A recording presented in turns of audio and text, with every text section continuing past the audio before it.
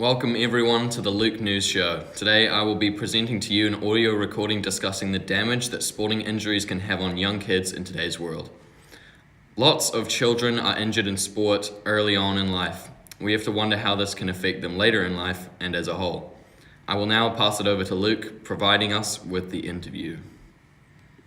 Hello audience, and welcome to Interviews with Luke. Today I'm going to be interviewing Alex here, who has played sports such as rugby, soccer, and continues to participate in karate.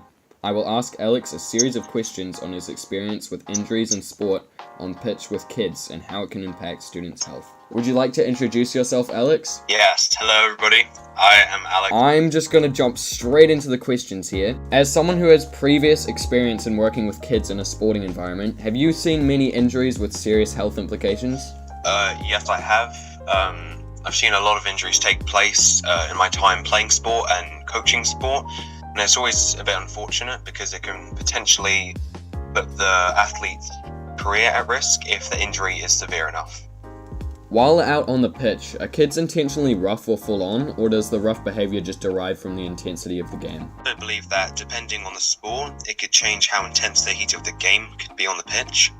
Rugby, for example, has a more full-on set of rules with far more contact play than football or volleyball. So some sports may cause more injury than others. Have you ever found yourself in a position where you've picked up a future endangering injury? I previously injured myself in a slightly different situation to the typical broken bone in a rugby game scenario.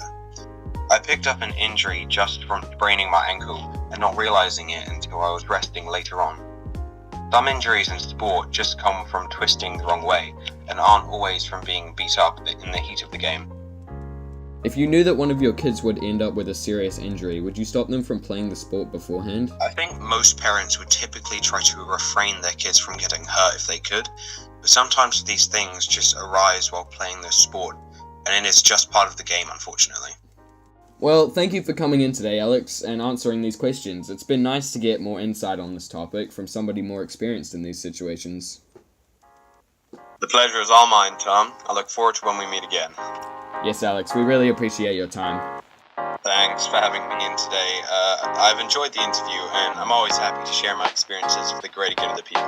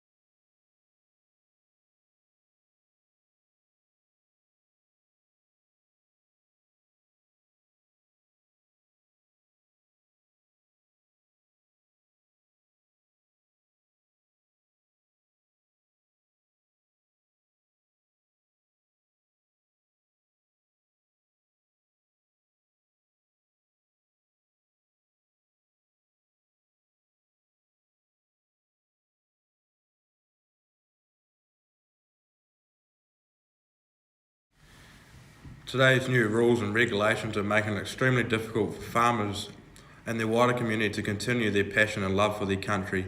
Unworkable regulations are affecting the backbone of our country, and even though the regulations and policies benefit our country, things just can't be rushed, and good things take time to those who wait. Hello, I'm Will Judd. I'll be reporting for WP Judd News and presenting you with today's problems and farmers are facing. Here are some intel on farmers' struggles that you might not even know about today.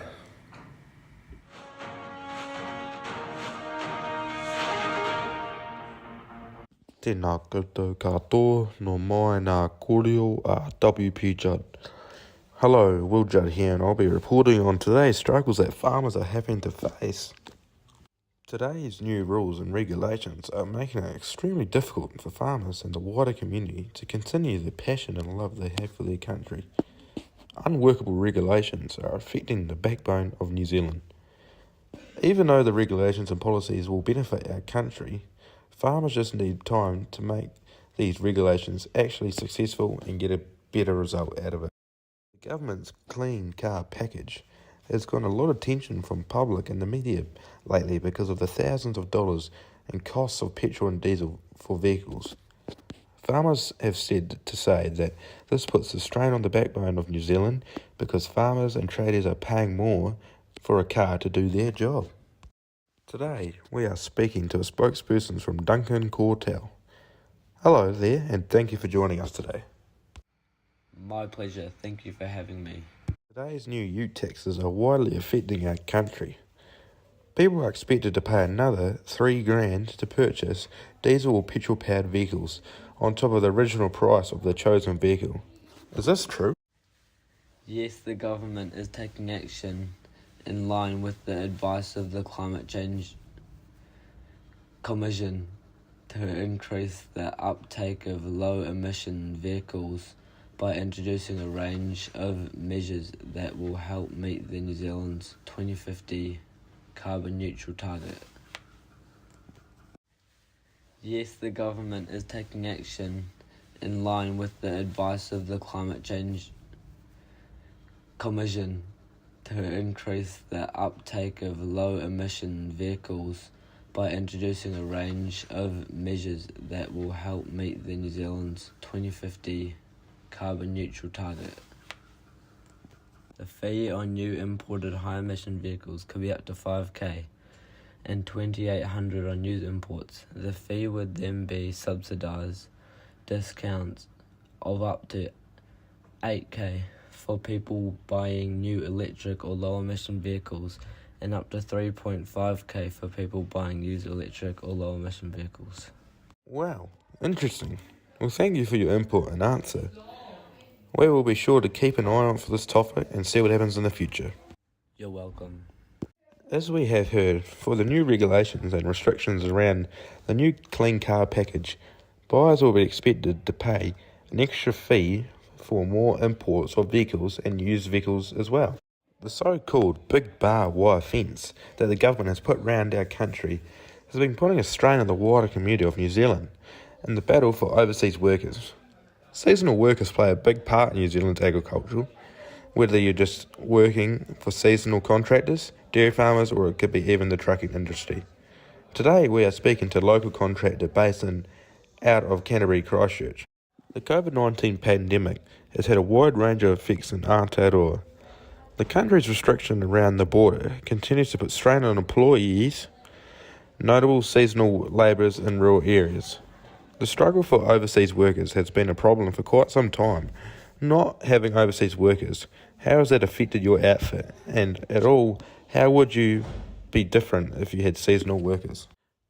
Yeah, g'day, and thanks for having me. Yeah, due to COVID-19 restrictions, our wider community is dropping majorly. We aren't able to keep up the running max capacity as what we normally do, and having to take on fewer jobs just because we simply don't have enough staff.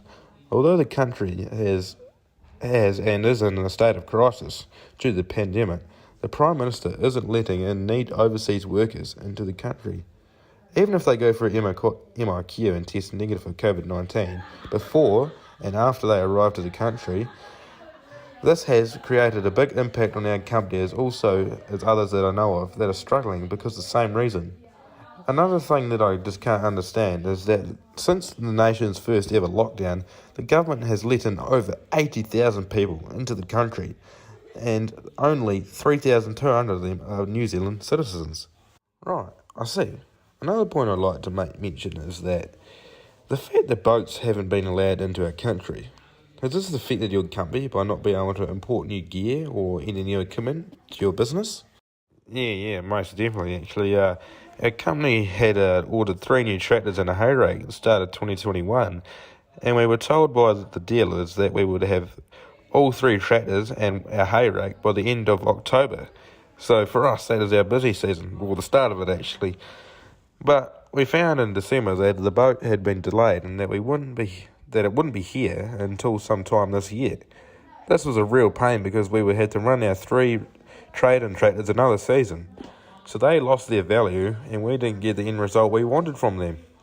Well, thank you, Chris, and thanks for your input. It was much appreciated. We will be in touch another day to see on your progress. Thank you.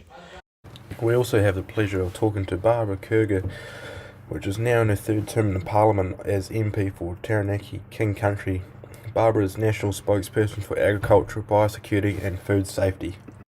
So here's what Barbara's had to say about New Zealand's new policies and regulations around farming. Put rules and regulations and laws, and sometimes they're unworkable and sometimes people don't understand them, and what fits one region or one council might not fit the next council. Yeah, exactly. That it's much easier to go, where's the problem? Because there is a problem with water, and particularly in cities. Yeah. We've got the farm issues to deal with as well, but to actually aggregate it into 4 entities and put several layers of bureaucracy into the system, I kind of wonder how it's actually ever going to get the messages or the communication is ever going to get between rural New Zealand and those entities. It's just too far away.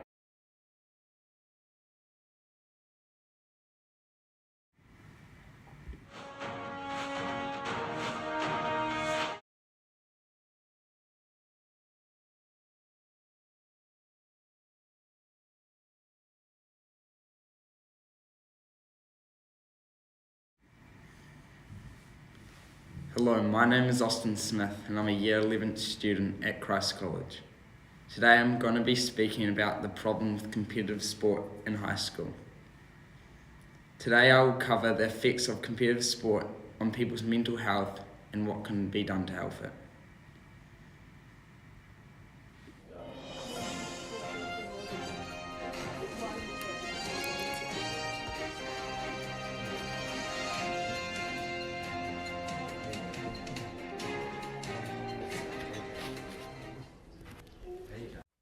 Lately, we've seen that many professional athletes have been playing multiple games a week and coming out to talk about their stress levels. This shows that there are definitely people who struggle with stress levels in professional sport. So how would this compare to school? Most students can have sports ranging from twice a week up to 6 or 7 times a week. Here's Tom Rawson, a Year 11 student who plays rugby competitively for Christ College. What about the sports that you're playing makes it stressful and hard to focus on your work at school? Just this year I've only just been introduced to high-level tactics and plays and new dynamic setups, as well as line-out work and more necessary fundamental skills and more mindset. And therefore it's put the workload into a much higher setting, and it's been more stressful to remember and to perform, as it's more confusing and harder to understand. Once you get it, it's good, but when you're still learning, it can be stressful, because if you don't fully understand a game and they call play, it can be very intimidating. Hearing this, we can see that many sports can affect mental health even at the school sports level. For someone like Tom, it is crucial to get enough rest to recover physically and mentally. Then there are some people who have sport around 2 times a week and play more socially, but had a background of playing competitively more times a week, like Oscar Olsen, who will speak on the positive and negative change between the switch to social from competitive. The switch from competitive to social sports had an impact on your mental health, and if so, what ways? Yes, it has, but in a good way, because I feel like playing social sports makes me a lot more happy and a lot more relaxed. Thank you. Does the environment and the social side of sport affect you in a positive way mentally compared to that of it? Yes, it does. My mental health, I feel like, has improved a lot since switching, because that if you hit a bad play, it doesn't matter too much. You can just laugh it off, and usually your teammates will be your friends and you will have a good time, rather than just getting pressured by other people and having a bad time and worrying about if you did something wrong. As we heard from Oscar, he really enjoyed the reduction in pressure and stress while switching to social sport. It is becoming more often when students are found playing for multiple teams. This doesn't just put stress on the body, but it puts huge stress on the mental side of things, as remembering plays can be extremely tough.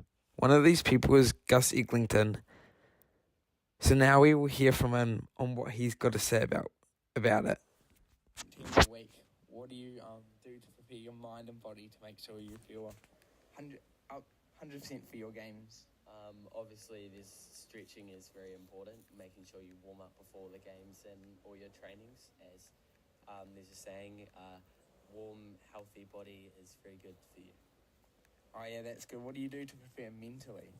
To prepare mentally, I make sure do all my schoolwork, and make sure I'm prepared for the game by reviewing the film as given to us.